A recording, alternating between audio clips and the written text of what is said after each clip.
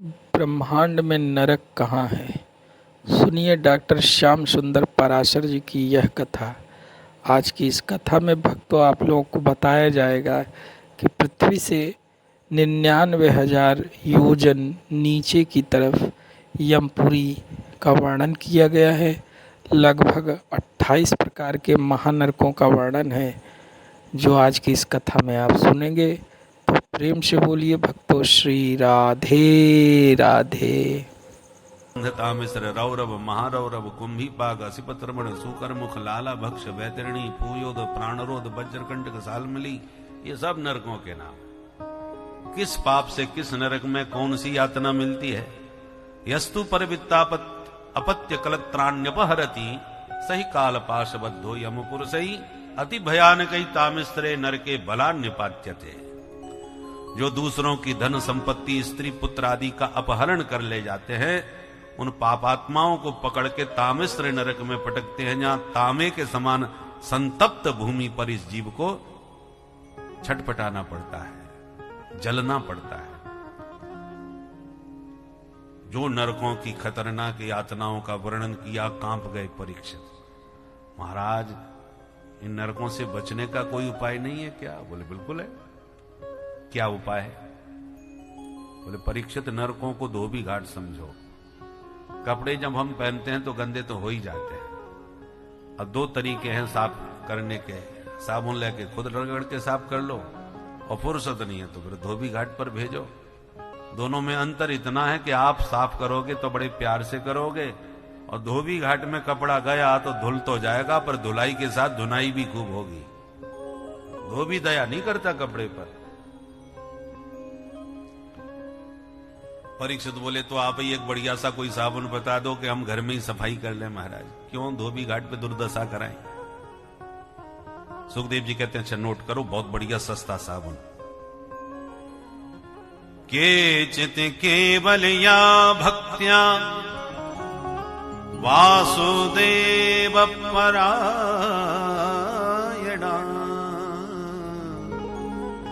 अघम धुन्वन्ति कास्नेन निहार भास्कर। देखो परीक्षित, अंधकार को दूर करने के लिए कोई दिया जलाता है, कोई बल्ब जलाता है, पर संपूर्ण अंधकार तभी जाता है जब प्रचंड मार्तंड भगवान भुवन भास्कर का उदय हो जाता है। उनके बिना अंधकार नष्ट नहीं हो सकता। उसी प्रकार प्रायश्चित्त हैं पापों के। चांद्रायण व्रत करो, कृच्छ्रायण व्रत करो, आदि आदि, पर संपूर्ण पापों का सर्वनाश तो तभी होता है जब भगवन नाम संकीर्तन किया जाए। भगवन नाम में अद्भुत चमत्कार है। नामस्थ यावतिर शक्ति पाप निर्हरणम हरे तावत कर तुम न शक्नोति पातकम पातकी जना। बड़े से बड़े पापी इतना पाप नहीं कर सकते जितना प्रभु के एक नाम में पापों को दग्ध करने की सामर्थ्य है। अच्छा, तो किसी पापी का पाप आज तक कटा? क्यों नहीं? एक इतिहास की कथा सुनाई। कान्य कुब्जे द्वजः कश्चित् दासी पति रजा मिला नामना नष्ट सदाचारो दास्याः संसर्ग दूषितः। एक ब्राह्मण था, नाम था अजामिल। अजा माने माया, और माया में पूरी तरह मिल गया, वो अजामिल था। तो ब्राह्मण, पर दुर्भाग्य से एक बार जंगल में समिधा चयन करते समय इसने एक स्वैरिणी गणिका को देख लिया, और उसी के रूप सौंदर्य पर विमुग्ध होकर के ऐसा दीवाना हुआ कि अपनी पत्नी पुत्र परिजन परिवार सबका परित्याग करके उसी के साथ रहने लग गया। उसी के द्वारा 10 बच्चे पैदा किया। एक संत के कहने पर इसने सबसे छोटे बच्चे का नाम नारायण रख दिया, और नारायण पुत्र में इसकी बहुत अधिक आसक्ति हो गई। जब मृत्यु काल आया, यमदूत लेने आए, तो ये चिल्लाया, बेटा नारायण बचाओ। भगवत पार्षदों के कान में आवाज पड़ी तो तुरंत 4 पार्षद प्रकट हो गए, मार धक्का यमदूतों को दूर फेंक दिया। यम के दूत उठ के आए, क्यों भैया तुम चार चार चमकीले चमकीले कहां से चले आए, हमको धक्का क्यों लगाए? विष्णुदूतों ने कहा पहले तुम अपना परिचय दो, तुम काले कलूटे कहां से आए हो? बोले हम यमदूत हैं, पापियों को पकड़ते हैं, ये महापापी था इसलिए पकड़ने आए। आप कौन हैं? बोले हम विष्णुदूत हैं, जो हमारे श्री हरि नारायण को पुकारते हैं उन्हें लेने हम आते हैं। तुमने सुना नहीं कितनी जोर से आवाज लगाई थी इसने, नारायण बचाओ। यमदूतों ने कहा आप धोखा खा गए महाराज, ये आपके नारायण को नहीं जानता, ये अपने पुत्र नारायण को पुकार रहा है। भगवत पार्षदों ने कहा इससे हमें कोई प्रयोजन नहीं, इसके पुत्र का नारायण नाम 4 साल पहले रखा गया है। भाई हमारे प्रभु का नारायण नाम तो अनादिकाल से है, विचार करके देखो ये नारायण नाम किसका मानोगे तुम? देखो ज्यादा बहस न करो, चुपचाप इसे छोड़ो और जाओ। यमदूतों ने कहा महाराज वारंट लेके आए हैं, बिना लिए तो नहीं जाएंगे। अच्छा तो हाथ लगाओ। दोबारा पकड़ने की कोशिश करी तो वो पिटाई करी कि बेचारे छोड़ छाड़ करके अंत में पिट के भागे, और जैसे भाग खड़े हो गए तो विष्णुदूत भी गायब हो गए। अब अजामिल उठ के बैठ गया, जो सुन रहा था और देख भी रहा था, उसको उत्कृष्ट वैराग्य हो गया। ओहो, मैं तो सचमुच बेटे को ही बुलाया था। और जब धोखे से प्रभु का नाम पुत्र के बहाने से निकल गया तो बच गया यम यातना से, और सचमुच प्यार से पुकारा होता तो भगवान जाने क्या चमत्कार हो जाता। तुरंत सर्वस्व त्याग करके गंगा के किनारे गया। गंगा द्वार मुँह पे आया मुक्त सर्वानुबंधन। गंगा तट पर हरिद्वार में निरंतर नारायण का भजन करते करते मुक्त हो गया। बोल भक्त वत्सल भगवान से कहा महाराज हमारी तो नौकरी हो गई, अब कुछ नहीं करेंगे। क्यों, क्या हो गया? बोले सरकार आपकी आज्ञा से उसे पकड़ने गए और पिट के वापस आए। तुम्हें किसने मारा? बोले सरकार उसने अपने पुत्र नारायण को पुकारा, सोई 4 लोगों ने आके हमको मारा। नारायण का नाम सुनते ही यमराज ने तुरंत मुंह पे हाथ धर के कहा सावधान, ये नाम अब लिया तो लिया, दोबारा मत लेना। क्यों? बोले देख नहीं रहे चारों तरफ हमारे नरक में तो पापी लोग पड़े हैं, और प्रभु का पवित्र नाम उनके कान में पड़ गया तो हमारा सारा कारोबार चौपट हो जाएगा, सबकी तत्काल विदाई करनी पड़ेगी यहां से। अच्छा, ये चमत्कार है नारायण नाम में? तो जरा एक बार आप बताइए इसकी ऐसी क्या विशेषता है, इसमें ऐसा क्या चमत्कार है? यमराज ने कहा इतनी पिटाई होने के बाद में भी चमत्कार समझ में नहीं आया। देखो प्रभु के नाम की क्या महिमा है, ये तो साक्षात प्रभु भी नहीं बता पाएंगे। हम 12 लोग हैं जो थोड़ा बहुत जानते हैं। कौन कौन? स्वयंभू नारद शंभु कुमार कपिलो मनु प्रहलादो जनको भीष्मो बलिर्वैयासकिर वयम द्वादशैते बिजानीमो धनमान भागवतम भटा। 12 सदस्यों के नाम बनाए। बाकी भगवान के नाम में तो क्या चमत्कार है, ये तो भगवान भी नहीं बता सकते। कहो कहाँ लगी नाम बड़ाई, कहो कहाँ लगी नाम बड़ाई, राम न सकहि नाम गुण गाई, राम न सकहि नाम गुण गाई, राम न सकहि नाम गुण गाई, राम न सकहि नाम गुण गाई। साक्षात प्रभु भी अपने नाम की महिमा का निरूपण पूरी तरह नहीं कर सकते।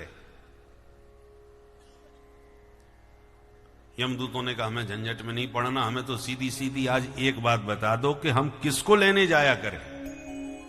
यमराज बोले नोट करो, जिह्वान भक्ति भगवत गुण नामधेयम् चेतश्च न स्मरति तच्चरणारविन्दम्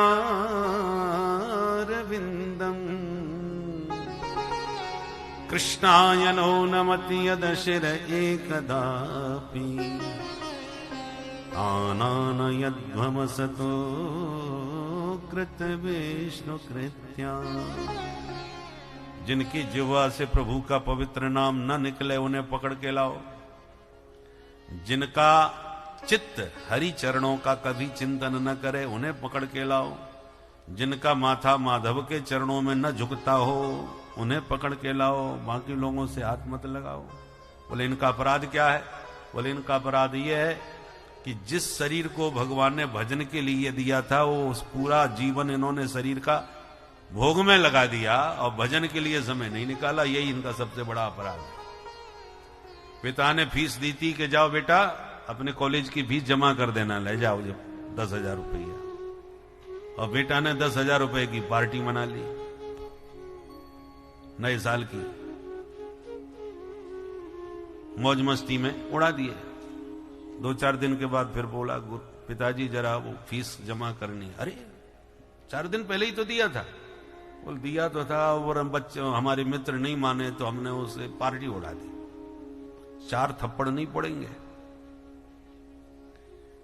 झूठ बोलता है, फीस के नाम पर पार्टी करता है। आए थे हरि भजन को ओटन लगे कपास, कबहू की कर करुणा नर देही देत ईस बिनु हेतु सने। जो भजन करने के लिए भवाटिबी से बचने के लिए मुक्ति पाने के लिए जो साधन धाम मोक्ष का मार्ग प्रशस्त करने वाला मानव देह तुम्हें दिया था उसे तुमने भोग विलास में यूं ही बर्बाद कर दिया तो परम पिता के द्वारा पिटाई नहीं होगी क्या? इसलिए जिन्होंने अपने मानव जीवन को सार्थक नहीं किया, भगवान ने जो शरीर दिया उसका महत्व नहीं समझा। प्रभु तुम, गोस्वामी जी विनय पत्रिका में कहते हैं, प्रभु तुम बहुत अनुग्रह कीन्हो, हरि तुम बहुत अनुग्रह कीन्हो। साधन धाम विबुध दुर्लभ तन, साधन धाम विबुध दुर्लभ तन, मोहि कृपा कर दीन्हो, हरि तुम मोहि कृपा कर दीन्हो। प्रभु तुम बहुत अनुग्रह कीन्हो, हरि तुम बहुत अनुग्रह कीन्हो, बहुत अनुग्रह, बहुत अनुग्रह कीन्हो। तो भगवान के प्रति कृतज्ञता का भाव होना चाहिए कि प्रभु आपने कितनी बड़ी कृपा करी। जो साधनों का केंद्र है, जिस मनुष्य शरीर से आप किसी भी पदवी को प्राप्त कर सकते हैं, ऐसा कंप्यूटर सिस्टम है, यहां से आप कहीं का भी रिजर्वेशन करा सकते हैं। स्वर्ग का, महजन तप, ब्रह्मलोक, वैकुंठ का, कैलाश का या नरक का, आप जहां जाना पसंद करते हैं वहां का रिजर्वेशन आपको इस मनुष्य शरीर से हो जाएगा। ये सुविधा और ब्रह्मांड में किसी भी धाम में नहीं।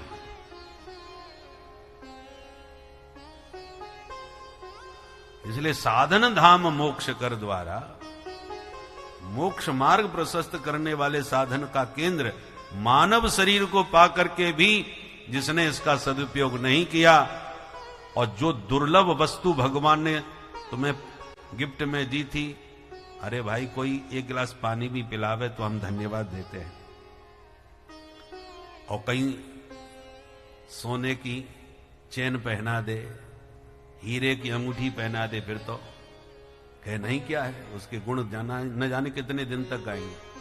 और कोई गाड़ी भेंट कर दे बढ़िया कार, तो कहे अरे साहब हम तो बेकार थे, आपने हमको कार वाला बना दिया। हमेशा उसके गीत गाओगे भाई। पर जिसने हीरे जैसा मनुष्य शरीर दिया,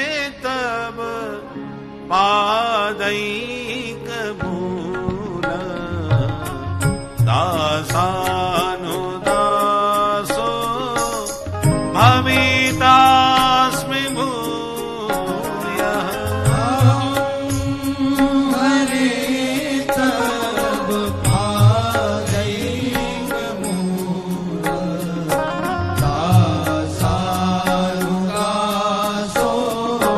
भवितास्मि भूयः मनः स्मरेता सुपतेर्गुणास्ते प्रणीत वाक्कर्म करोतु कायः स्मरेता सुपते गुणास्ते प्रणीत वाक्कर्म करोतु काया न नाकप्रेष्ठं न च पारमेष्ठ्यं न सार्वभौमं न रसाधिपत्यम् अनागप्रेष्ठं न च पारमेष्ठं न सार्वभौमं न रसाधिपत्यम् न योगसिद्धि पुनर्भवं वा समञ्जसत्वा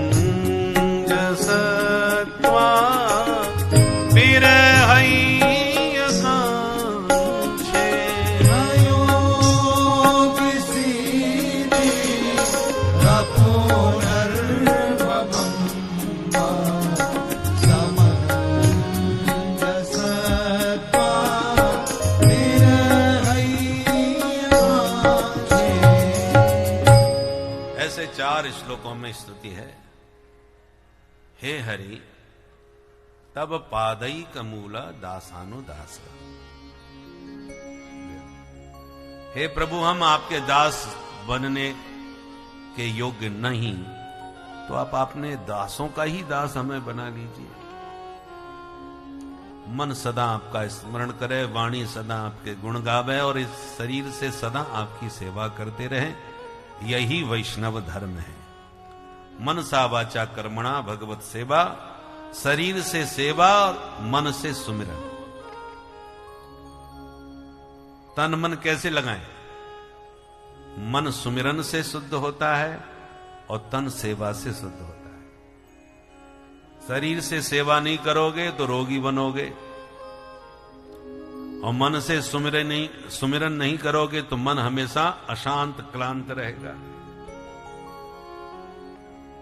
बोलो राधे राधे। देखो भाई, भोजन न करो तो 2 दिन में ही चक्कर आने लगते हैं। आज एकादशी है, ईमानदारी से एकादशी कर लो तो एकादशी यही भारी पड़ जाती है। तो 2-4 दिन यदि तुमने भोजन नहीं किया तो फिर तो हालत ही खराब हो जाती है। नवरात्रि में 9 दिन में तो भाई, भोजन न करने पर तन की क्या हालत होती है, तो भजन न करने से मन की भी हालत वही होती है। भोजन तन का आहार है, तन के लिए आवश्यक है। तन पोषण भोजन से होता है और मन पुष्ट भजन से होता है। भोजन का तो हम बहुत ध्यान रखते हैं सुबह से शाम तक, भजन का कोई ध्यान नहीं करते। इसलिए तन तो ठीक है पर मन ज्यादा अशांत है। जिसको देखो वही डिप्रेशन में, महाराज टेंशन बहुत रहता है। रहेगा क्यों नहीं भाई? मन को जो देना चाहिए वो दे ही नहीं रहे। 2 दिन में चक्कर आने लगते हैं भोजन न करने पर। भजन तो कब से नहीं किया तो चक्कर नहीं आएंगे। भजन भोजन की एक ही राशि है, सिर्फ एक मात्रा का अंतर है। मात्रा कहां लगी है? भोजन में, भजन में नहीं लगी। क्यों? बोले भोजन एक मात्रा में करना चाहिए। भोजन में एक मात्रा लगी है क्योंकि भोजन एक मात्रा में करना चाहिए। मात्रा से ज्यादा खाओगे बीमार पड़ जाओगे, इसलिए मात्रा से ज्यादा नहीं खाना चाहिए, चाहे जितना बढ़िया भोजन बनाओ। नहीं तो बहुत से लोग मात्रा से ज्यादा खा जाते हैं, बाद में पेट पर हाथ घुमाते हैं, कुछ ज्यादा हो गया भाई, नींद नहीं आ रही, बेचैनी हो रही है, होगी। तो मात्रा से ज्यादा मत खाओ। भोजन में मात्रा लगी है, पर भजन में कोई मात्रा नहीं लगी, चाहे जितना करो ये नुकसान करने वाला नहीं है, ये फायदा ही फायदा करता है, इसलिए इसकी कोई मात्रा नहीं है। जितना हो सके खूब भजन करो। स्वाध्याय जप दानयो, इसमें संतोष नहीं होना चाहिए, खूब करो। तो तन के लिए भोजन और मन के लिए भजन। तो वृत्तासुर कहता है, प्रभु मनस्मरे, मेरा मन सदा आपका स्मरण करे। कर्म करो तू काया, काया से आपका किंकर सेवा कर्म करता रहो। यही वैष्णव धर्म है। और वैष्णवों की संपत्ति अर्थ, धर्म के बाद अर्थ। अर्थ क्या है? न नाक पृष्ठम न च पारमेष्ठ्यम। हमें न स्वर्ग चाहिए न परमेष्ठी पद चाहिए, ब्रह्मा पद भी नहीं चाहिए, सार्वभौम साम्राज्य नहीं चाहिए। वैष्णवों की यही संपत्ति है। वैष्णव का अर्थ भक्त से होता है। एक भक्त को न धन चाहिए, न संपदा चाहिए, न अर्थ चाहिए, न काम चाहिए, न मोक्ष चाहिए।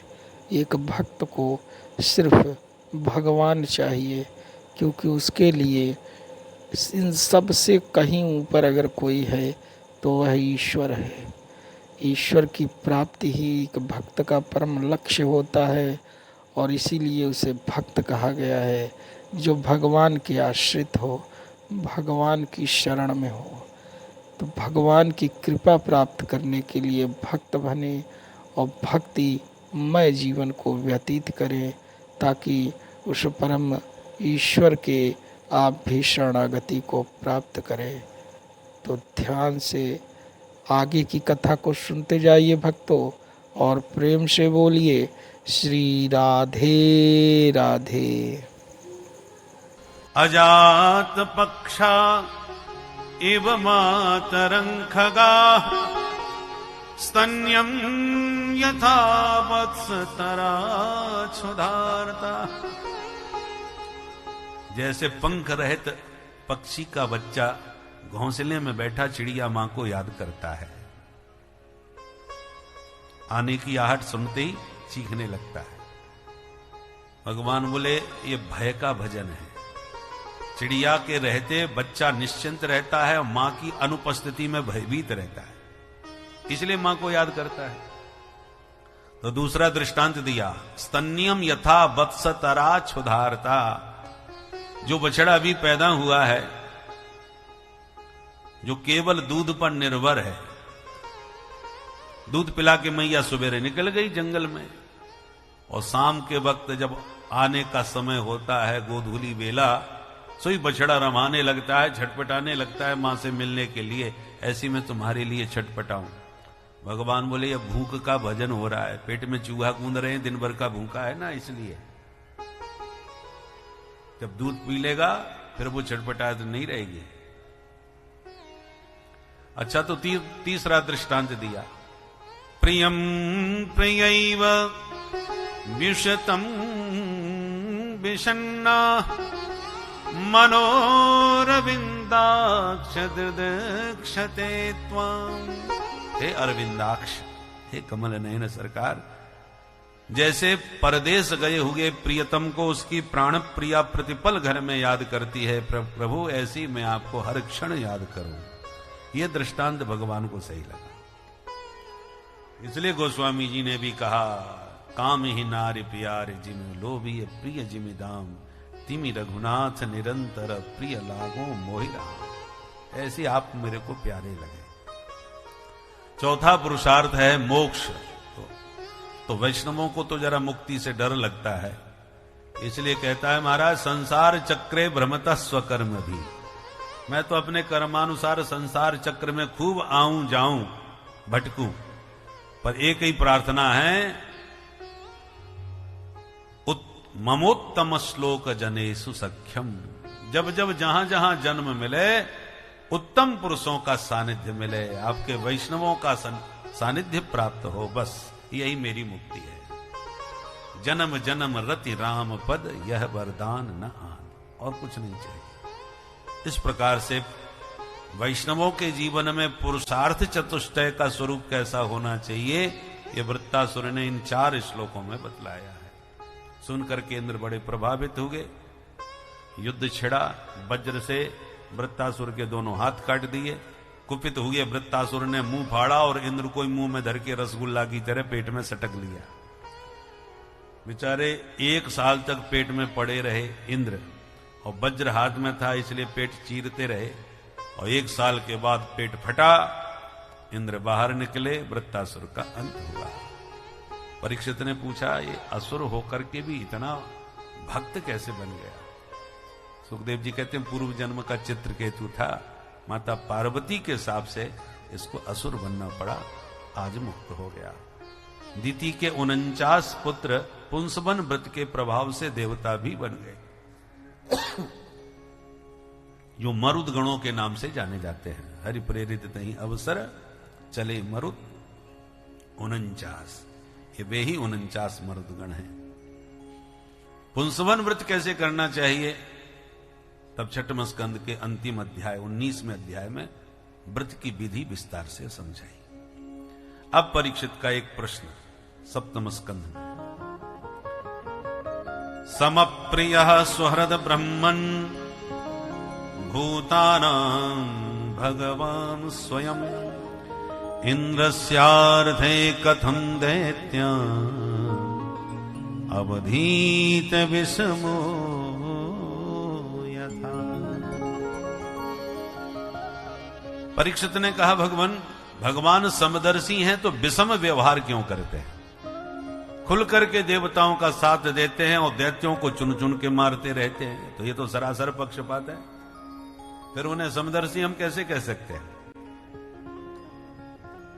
राम जी ने स्वयं कहा है, समदर्शी मोहे कह सबको, समदर्शी मोहे कह सबको, सेवक प्रिय अनन्य गति सो, सेवक प्रिय गति सो, सेवक प्रिय अनन्य गति सो, सेवक प्रिय अनन्य गति सो, समदर्शी मोहे, समदर्शी मोहे, समदर्शी मोहे सबको। मुझे सब लोग समदर्शी कहते हैं, पर सही बात तो यह है, मुझे अपना सेवक बहुत प्रिय है, उसका पक्ष लिए बिना मेरे से नहीं रहा जाता। संस्कृत में पंख को पक्ष कहते हैं, तो मोर पक्ष धारण करके भगवान स्पष्ट कर देना चाहते हैं, तुम्हें जो समझना है समझो, पर मैं कहता हूं मैं पक्षधर हूं। पक्ष को धारण करके मानो अपनी पक्षधरता को भगवान स्वीकार कर रहे हैं कि मैं भक्तों का पक्ष लिए बिना नहीं रह सकता। पर वास्तविकता तो यह है परीक्षित, भगवान को कोई किसी भी भाव से माने, उसे प्राप्ति भगवान की होगी। बोलो राधे राधे। गीधराज जटायु को गोद में लेकर के राम जी ने कहा, तात आपने जो कार्य अधूरा छोड़ा है मैं उसे पूरा करूंगा। दुष्ट निशाचरों को मृत्यु मुख में डाल दूंगा जिन्होंने तुम्हारी ये दशा की। परंतु एक निवेदन आपसे है कि आप जा रहे हो तो पिताश्री को यह समाचार मत सुनाना। यदि मैं दासरथी राम हूं तो एक दिन कुल सहित रावण स्वयं जाकर के पिताश्री को किशोरी जी के हरण का समाचार देगा, मुझसे बैर करने की बात बताएगा। उसका परिणाम वो स्वयं जाकर के बताएगा, वहां आप मत बताना। गीधराज जटायु चौंकते हुए बोले, प्रभु इसका मतलब ये हुआ कि मैं अब देह त्याग करके वहीं जाऊंगा जहां आपके पिताजी गए हैं। भगवान बोले हाँ, अच्छा, तो जहां आपके पिताजी गए हैं वहां मैं जाने वाला हूं, और जहां मैं और तुम्हारे पिताजी होंगे वहीं पर रावण भी आने वाला है। बोले हाँ, वो भी वहीं जाएगा। बोले धन्य है आपका दरबार, जिन्होंने आपको पुत्र का वात्सल्य दिया वो भी उसी धाम में है, जिसने तुम्हारे लिए प्राणों का बलिदान किया वो भी उसी धाम में है, और जिसने आपको इतना सताया, आपकी जानकी का हरण किया, आपसे दुश्मनी किया, वो भी आपके उसी धाम में। अनाधुंध दरबार है। तो भैया प्रेम करो, जो चाहो संबंध जोड़ो, बाप बनाओ या बेटा बनाओ, चाहे शत्रु ही क्यों ना बनाओ, पुत्र बनाओ, मित्र बनाओ, शत्रु बनाओ, सब कुछ बनने के लिए ठाकुर जी तैयार हैं। पर जिस भी नाते से आप भगवान से जुड़ोगे, प्राप्ति आपको उसी धाम की होगी। वो बनाओ, प्राप्ति सबको एक ही। एक बार दुष्टों ने भगवान से कहा, प्रभु हम ना होते तो आज आप भी ना होते। भगवान बोले क्या मतलब? बोले मतलब यह है कि हम आपके भक्तों को सताते हैं, तभी आके आपके दरबार में गिड़गिड़ाते हैं, प्रार्थना करते हैं, तभी आप अवतार लेके आते हैं। तो आपको धरती पर लाने वाले तो हम ही हुए ना। हमने न सताया होता भक्तों को तो ना ये पुकारते, ना आप पधारते। भगवान बोले बात तो ठीक कह रहे हो, परंतु चाहते क्या हो, हमें क्यों सुना रहे हो? बोले इसलिए सुना रहे हैं कि जब हमारे कारण ही आप पधार दें तो आपके आने का हमको भी फायदा मिलना चाहिए। क्या चाहते हो? बोले हमारा उद्धार करो, बस यही चाहते हैं। भगवान बोले तो करो भजन हमारा। मना कब किया है? हम तुम्हारा भी उद्धार कर देंगे। दुष्टों ने कहा महाराज ऐसा काम बताओ, ऐसा काम ना बताओ जो हम कर ही ना सके। भजन करते तो दुष्ट ही क्यों होते? ये भजन अपने से नहीं होने वाला। हो ये भजन नहीं तामस देहा, हम तामसी लोग हैं, भजन कैसे कर लेंगे? तो क्या कर सकते हो? बोले गाली गलौज कर सकते हैं, लड़ाई भिड़ाई कर सकते हैं, झगड़ा करना तो हमारे स्वभाव में है। भगवान बोले चलो हमसे प्रेम नहीं कर सकते तो बैर ही कर लो, मेरा नाम सुमिरन नहीं कर सकते तो हमको दिन रात गाली ही दो, इसी बहाने कम से कम याद तो हमें करोगे। तस्मात् केनाप्युपाये न मनः कृष्णे निवेशयेत्, किसी भी उपाय से मन भगवान के चिंतन में लगना चाहिए। और एक आपको बात बताएं, प्रेमी को तो सब याद करते ही हैं, पर दुश्मन भी कोई कम याद नहीं आता। जिससे ठन गई हो तो आपको लोग कितना भी समझाएं कि अरे छोड़ो इन बातों को, भूल जाओ इन बातों को, कुछ नहीं धरा, बर्बाद हो जाओ। अरे साहब ऐसे कैसे भूल जाएंगे? भले ही बर्बाद हो जाएं, परंतु उसका जवाब तो हम दे के ही रहेंगे। लाख प्रयास करने पर भी आप दुश्मन को भुला नहीं पाएंगे। तो भगवान इसलिए राक्षसों से कहा कि तुम प्रेम नहीं कर सके तो दुश्मनी ही करो, कम से कम याद तो दिन रात हमको करोगे इसी बहाने। देखो किसने किस रूप में याद किया, गति अलग अलग है, प्रवृत्ति अलग अलग है। गोप्यः कामात् भयात् कंसः द्वैसा चैद्यादयो नृपाः संबंधात् वृष्णय स्नेहात् यूयं भक्त्या वयं विभो। नारद जी महाराज बता रहे हैं सप्तम स्कंद में, गोप्यः कामात्, यदि गोपियों ने अत्यंत दिव्य प्रेम से भगवान को याद किया दिन रात। प्रेमैव गोपरामाणाम काम इत्यगमत प्रथाम, गोपियों के उत्कृष्टतम प्रेम को ही काम की संज्ञा दी गई है। अब दिन रात गोपियां गोविंद का स्मरण करती हैं। जित देखो तित श्याममयी है, श्याम कुंज बन जमुना श्यामा, श्याम गगन घन घटाक्षयी है। सब रंगन में श्याम तई है, लोग कहत यह बात नहीं है। मैं बोरी की लोगन ही की, श्याम पुतरिया बदल गई है। श्रुति को अक्षर श्याम देखियत, दीप शिखा पर श्याम तई है। नर देवन की कौन कथा है, अलख ब्रह्म छवि श्याममयी है। सारी प्रकृति में उन्हें अपना घनश्याम नजर आता है। श्याम तन श्याम मन श्याम है हमारो धन, आठों याम कूदो हमें श्याम ही सो काम है। श्याम ही ये श्याम जिए श्याम बिनु नाही तिए, आंधे की सिलाकरी आधार श्याम नाम है। श्याम गति श्याम मति श्याम ही है प्राणपति, श्याम सुखदाई सो भलाई शोभा धाम है। ऊधो तुम भये बोरे पाती लेके आए दौड़े, तेरो जोग कहाँ राखे यहाँ रोम रोम श्याम है। ये गोपियों की प्रेम में वह उदात्त स्थिति हो गई कि सारी प्रकृति में अपना सांवला नजर आता है। पर ठीक यही स्थिति कंस की भी है। पर भयात कंस, गोपियों की स्थिति प्रेम से बनी तो कंस की स्थिति भय से बनी। कंस ने नारद जी से पूछा कि गुरुजी ये बताओ मेरा काल कैसा होगा। नारद जी बोले काला काला होगा, मुरली वाला होगा, घुंघराले बाल होंगे। चित्रण कर दिया और जैसी कहा कि काला काला मुरली वाला होगा, तब से कंस को हर जगह काली काली छाया में काला कन्हैया नजर आने लगा। तो जित देखो तित श्याममयी है। इतना डर गया कंस कि काला काला मुरली वाला ही मेरा काल है। तो सामने वाले की आंख की काली पुतरिया में उसे कन्हैया नाचता नजर आता है। भोजन में काला दाल के भीतर जीरा भी नजर आ जाए तो थाली छोड़ के भागता है। अब बोलो ऐसा भजन कौन कर सकता है? और कर रहा है भय के कारण। जो गति प्रेम में गोपियों की है वही गति भय से कंस की है, और वही गति बैर के कारण शिशुपाल की भी है। दूल्हा बन के बैंड बाजे के साथ बारात लेके गया था, दुल्हन लेके कन्हैया चले गए। इतनी बुरी बेइज्जती बेचारे की हुई कि पानी पी पी के गाली देता था। 100 गाली दिए बिना सोता नहीं था, जम के गाली देता था। हर क्षण गोविंद को याद करता था, पर बैर के नाते याद करता था।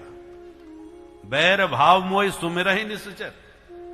तो निश्चर भी सुमिरन करते हैं पर बैर भाव से बचते हैं। दुश्मन है हमारा। इसलिए किसी भी नाते से भगवान को याद करो, जो चाहो नाता बनाओ। पर यह आरोप जो तुम लगा रहे हो परीक्षित के भगवान दैत्यों को ही मारते हैं, ऐसी बात नहीं। भगवान का तो सिद्धांत है ये यथा माम प्रपद्यन्ते तांस तथैव भजाम्य हम। आप दैत्य भगवान को दुश्मन मानते हैं तो दुश्मन बन के खड़े हो जाते हैं। देवता रक्षक मानते हैं तो भगवान रक्षा में खड़े हो जाते हैं। मानने वालों का भेद है। या तो दैत्य जाति के ही दुश्मन होते तो बोलो प्रहलाद जी कौन थे? दैत्य कुल में ही जन्मे थे। पर जितना स्नेह वात्सल्य प्रभु ने प्रहलाद पर लुटाया किसी देवता को नहीं मिल पाया। कैसे महाराज? तब विस्तार से बताया। जब भगवान ने वराह अवतार लेके हिरण्याक्ष को मारा तो हिरण्यकश्यपु भयंकर दुश्मन बन गया। रुद्र प्रियम तर्पयिष्ये, मैं नारायण के रुधिर से ही तिलांजलि दूंगा। कठोर तप किया। सतेपे मंदरद द्रोण्याम तपः परम दारुणम ऊर्ध्वबाहो नभो दृष्टि पादांगुष्टाश्रिता बनी। इतना गजब का तप किया कि पूरे शरीर में डीमक लग गई महाराज। ब्रह्मा जी आए तो पूरे शरीर में डीमक लगने के कारण दिखाई न पड़े कि है कहां। न ददर्श प्रतिक्षिन्नम बल्मीक तृणकीच गई। बल्मीक मानी डीमक से ढका होने के कारण न ददर्श दिखाई नहीं पड़ा। दिव्य दृष्टि से देखा तब पता चला कि ये मिट्टी के ढेरे में घुसा बैठा है। कमंडलू का जल मंत्र पढ़ के मारा तो मिट्टी का ढेर अलग हुआ और बिल्कुल स्वस्थ रूप से हिरण्यकश्यपु प्रकट हुआ। वरम ब्रूयात उत्तिष्ठोत्तिष्ठ भद्रम ते तपः सिद्धोसि काश्यप। कश्यप नंदन मांगो क्या चाहते हो? प्रणाम करके बोला सरकार मुझे तो अजर अमर बना दो। ब्रह्मा जी बोले वो तो हम भी नहीं बन पाए, ये संभव नहीं, कुछ और मांग लो। फिर तो इसने अनेक वरदान मांगे।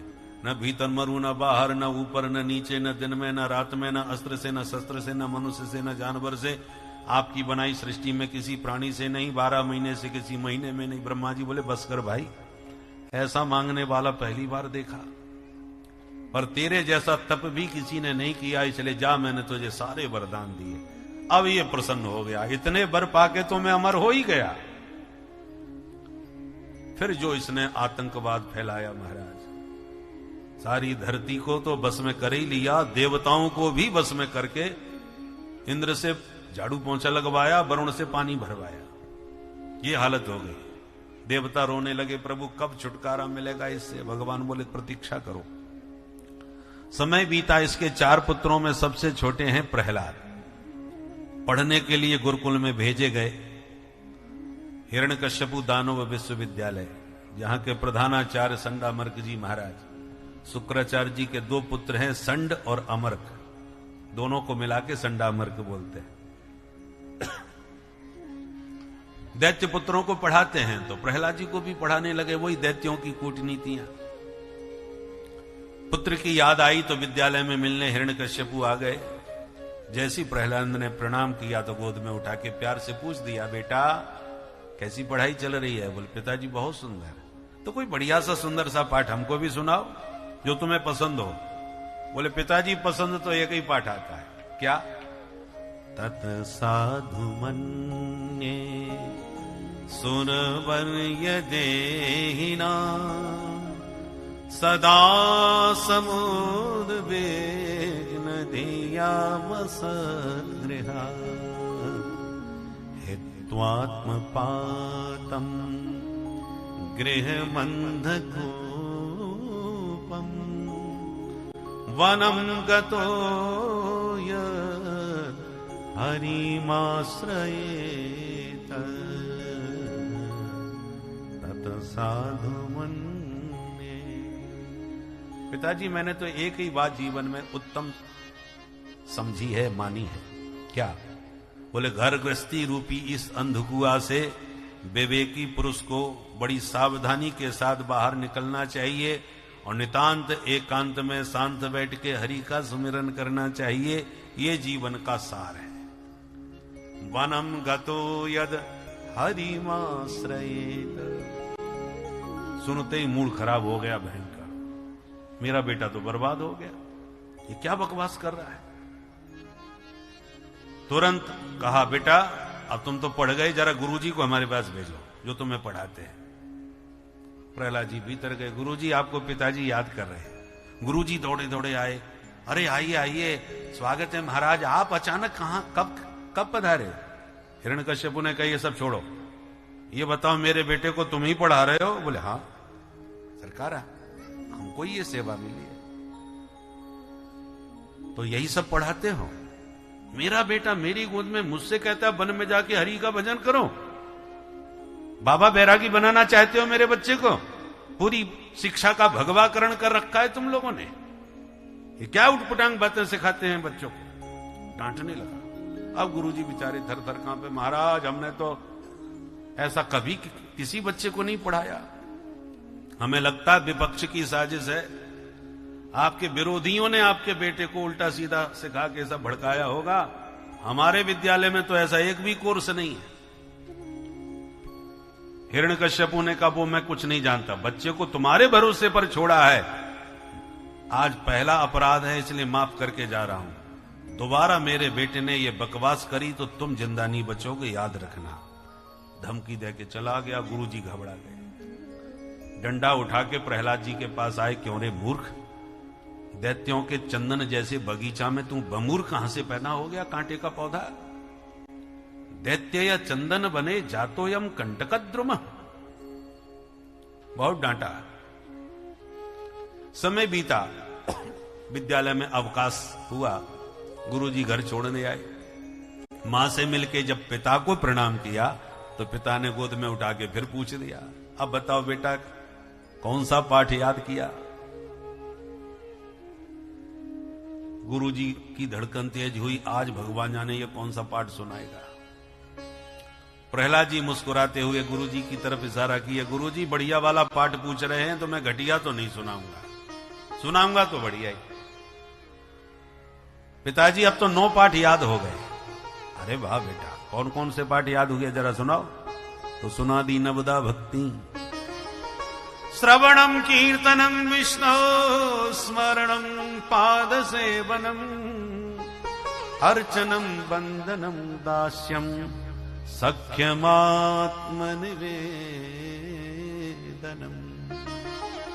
जो नवदा भक्ति का प्रवचन दिया, अब तो बुरी तरह पागल हो गया हिरण्यकश्यपु।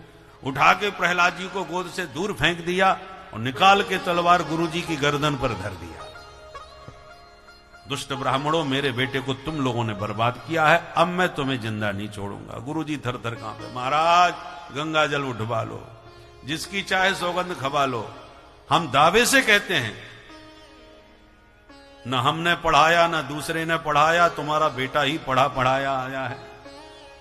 न मत प्रणीतम न पर प्रणीतम सुतो वतत्ते सतवेन्द्र सत्रो नैसर्गिकीयं मतिरस्य राजन् नियच्छ मन्युं तददमासमानः। महाराज श्री नैसर्गिकीयं मति, इसकी स्वाभाविक जन्म सिद्ध विचारधारा ही ऐसी विधाता ने बना के भेजी है, तो बोलो अब हम क्या कर सकते हैं। अच्छा, प्रहलाद से पूछा, प्रहलाद सत्य सत्य बताओ, तुम्हारी ये मति मलिन कौन कर रहा है, ये सब बातें तुम्हें कौन सिखा रहा है।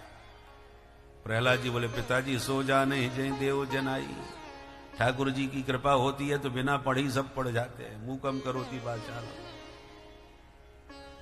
अब तो भयंकर क्रुद्ध हो गया, बोले मैं समझ गया मेरे पुत्र को भगवत भक्ति का भयंकर रोग लग गया, और मैं ये भी अच्छी तरह जानता हूं ये कोरोना की तरह फैलने वाली बीमारी है, एक को लगी तो दूसरे को लगते देर नहीं लगती। अभी तो अकेला है, कहीं यह भक्ति की बीमारी इसके द्वारा और लोगों में न फैल जाए। रोग के फैलने का भय हो तो रोगी को ही ठिकाने लगा देना चाहिए। छिंद्या तदंगम यददात्मनोहितम शेषम सुखम जीवति यद विवर्जनात्। हमारे शरीर में ही किसी एक अंग में घातक रोग हो जाए तो डॉक्टरों के कहने पर वो अंग भी हम कटवा देते हैं ताकि शेष शरीर तो सुरक्षित रहे। छिंद्या तदंगम, उस अंग को काट दो, इसलिए ले जाओ इस प्रहलाद को मौत के मुख में डाल दो, ये नहीं सुधरेगा। असुर पकड़ के ले गए, मारने के हजारों उपाय किए, पर्वतों से गिराया, पानी में डुबाया, होलिका ने जलाया, भोजन पर प्रतिबंध लगाया, मारण मोहन करवाया, तंत्र मंत्र करवाया, फिर भी कुछ नहीं बिगाड़ पाया। तब मन ही मन घबराया, तब जाकर के संडा मर्ग जी ने समझाया, बोले महाराज बच्चा है, बदल जाएगा, थोड़ा अवसर हमें और दीजिए, समय दीजिए। ठीक है ले जाओ। गुरुजी पकड़ के फिर ले गए विद्यालय में। पर सूरदास कारी कामर पे चढ़े न दूजो रंग, ये जिस रंग में रंग चुके हैं उसके ऊपर दूसरा रंग कोई चढ़ता ही नहीं। एक दिन गुरुजी चले गए बाजार, विद्यार्थी निकल पड़े खेलने। अवसर पाके प्रहलाद जी ने सारे विद्यार्थी बुला लिए, आओ नया खेल सिखाते हैं। नया खेल कौन सा है भाई? बोले आंख में चौनी खेलते हैं। बोले ये तो बहुत पुराना खेल है। अच्छा तो बताओ ये आंख में चौनी खेल कब से प्रारंभ हुआ, किसने प्रारंभ किया? बोले ये सब हमको नहीं मालूम प्रहलाद, पर है पुराना। प्रहलाद जी बोले हम बताते हैं। जीवात्मा परमात्मा दोनों पक्के मित्र हैं। दोनों बोले चलो आज आंख में चौनी खेलें। बोले खेलो। तो पहले कौन छुपेगा? जीवात्मा बोले हम छुपेंगे प्रभु, हमें ढूंढिए आप। भगवान बोले तो जाओ छुप जाओ, पर मैं जब ढूंढ लूंगा फिर तुम्हें भी मुझे ढूंढना पड़ेगा। हाँ बिल्कुल ढूंढेंगे, यही होता है आंख में चौनी में। तो महाप्रलय काल में अनंत अनंत समस्त जीव भगवान के उदर में ही विलीन हो गए। कल्पांत एतद् अखिलम जठरेण गृह्णन् शेते पुमान स्वदृगनंत सखस्तदंके। भगवान शेष सैया पर सो गए और समस्त जीव भगवान के उदरस्थ हो गए। किंतु जब भगवान ने सृष्टि का शुभारंभ किया तो पूर्व कर्मानुसार प्रत्येक जीव को ढूंढ ढूंढ के जगत में जन्म दे दिया। और भगवान बोले हमने तुम सबको ढूंढ लिया, अब इसी जगत के कण कण में हम भी छुपे बैठे हैं, तुम हमको ढूंढ के बता दो। और जो भी जीव जिस दिन जगत में छुपे जगदीश को जान लेगा, उसी दिन उसके जन्म मरण का खेल हमेशा के लिए समाप्त हो जाएगा। और जब तक उसको नहीं जाने तब तक ये जन्म मरण से पिंड छूटने वाला नहीं है। वेद भगवान ने सावधान किया है, तमेव विदित्वा मृत्युमेति नान्यः पंथा विद्यते यनाय। तम एव विदित्वा, उसको जानो, क्योंकि उसे जाने बिना मृत्युमेति न अन्यम पंथा विद्यते, मौत से बचने का कोई दूसरा रास्ता है ही नहीं। उसको जान करके ही बच पाओगे, उसे जाने बिना नहीं बच सकते। इसलिए हमें खोजना है, और बचपन से खोजोगे तो बुढ़ापे तक खोज पाओगे, बुढ़ापे के भरोसे मत रहना। विद्यार्थी बोले, भाई प्रहलाद, वे गुरुजी वही विद्यालय तुम्हारा और हमारा, पर जो गुरुजी कभी नहीं पढ़ाए वो तुम कहां से पढ़ गए भाई, कहां से सीखे हो ये सब बातें? प्रहलाद जी बोले, मां के पेट में थे तो माता जी को नारद जी ने सिखाया, नारद जी की वही विद्या वही ज्ञान मां के पेट में हमने सीख लिया।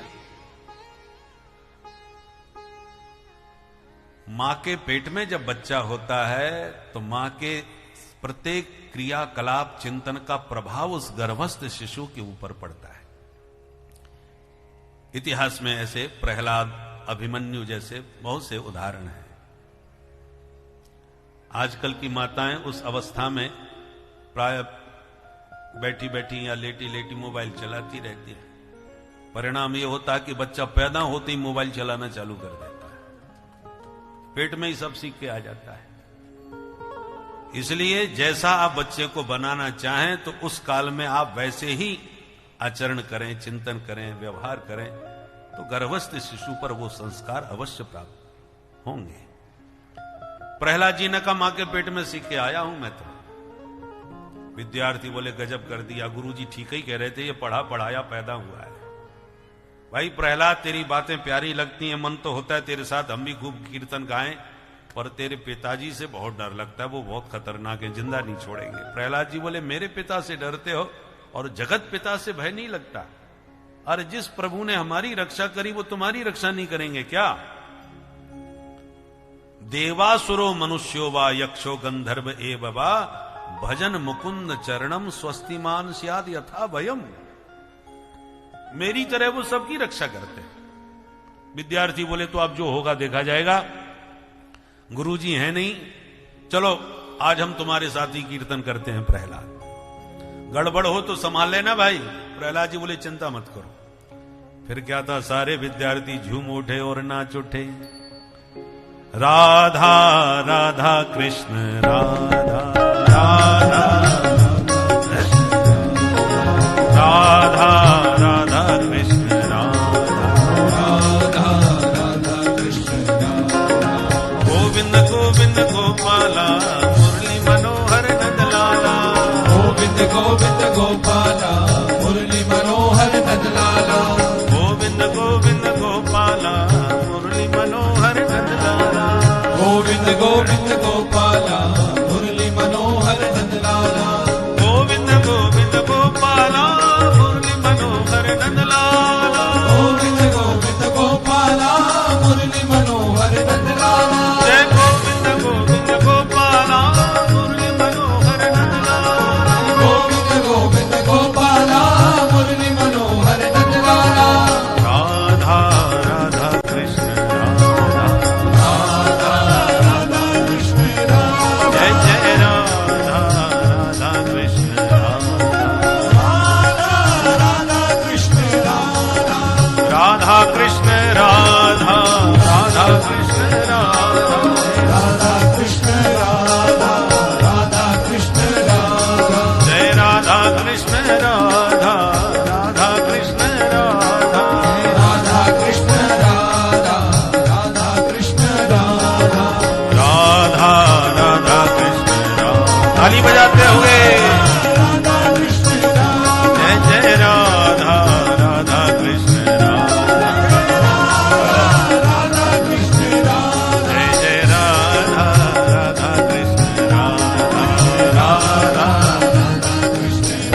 सारे विद्यार्थी झूमने नाचने लगे। गुरुजी स्वयं ठुमका लगाने लगे, परंतु गुरुजी को होश आया कहीं महाराज ने कि ये कीर्तन सुन लिया तो सबसे पहले मेरी गर्दन उड़वा देंगे। तो गुरुजी तो तुरंत भागे भागे महाराज के पास पहुंच गए। महाराज, गजब हो गया। क्या हुआ? बोले, आपके बेटे की बीमारी फैल गई, चल के देख लो विद्यालय की क्या हालत कर दी। क्रोध में भरा हिरण्यकश्यपु चला, जो विद्यालय का माहौल देखा, किसी को होश नहीं, सब ठुमका लगा रहे हैं, प्रेम से झूम के नाच रहे हैं। गोविंद गोविंद गोपाला मुरली मनोहर नंदलाला। गोविंद गोविंद गोपाला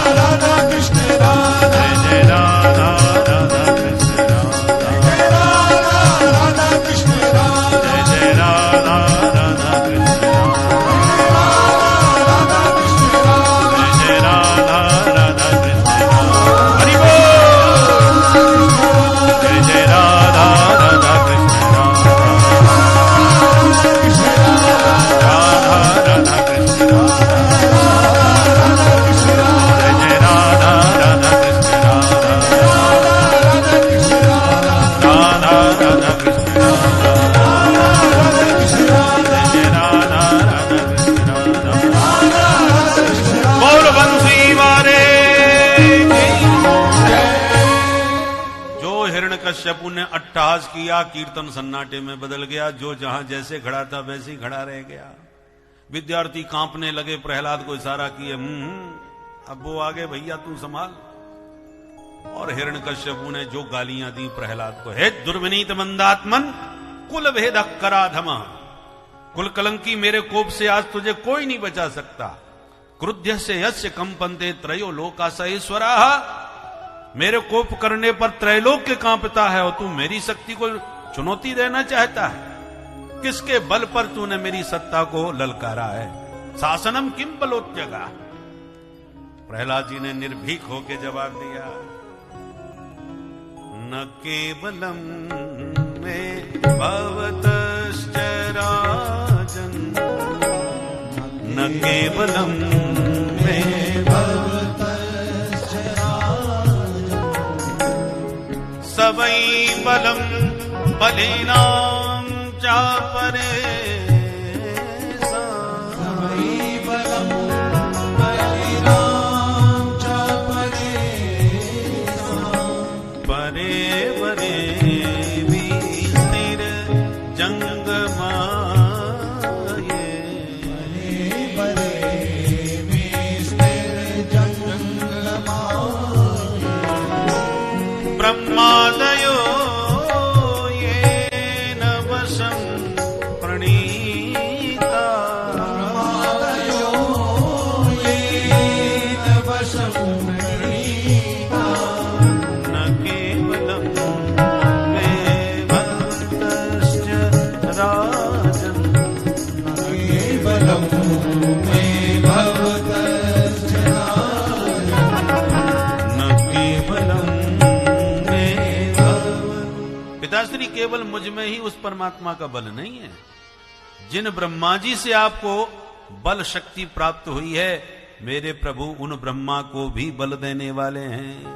ब्रह्मादयो येन वशम प्रणीता।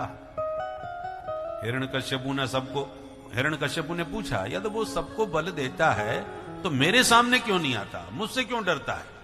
बोल, कहां है तेरा ईश्वर, पहले उसी को देखो। प्रहलाद जी बोले, पिताजी ये प्रश्न गलत है, ये पूछिए कहां नहीं है। वेदादि शास्त्र कहते हैं, ईशावास्यमिदं सर्वं वासुदेव सर्वमिति, सर्वं विष्णुमयं जगत, सर्वं खलमिदं ब्रह्म।